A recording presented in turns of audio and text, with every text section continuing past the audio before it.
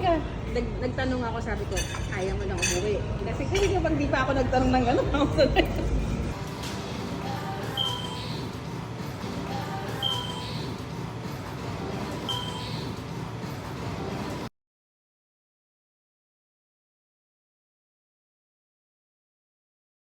Two, three.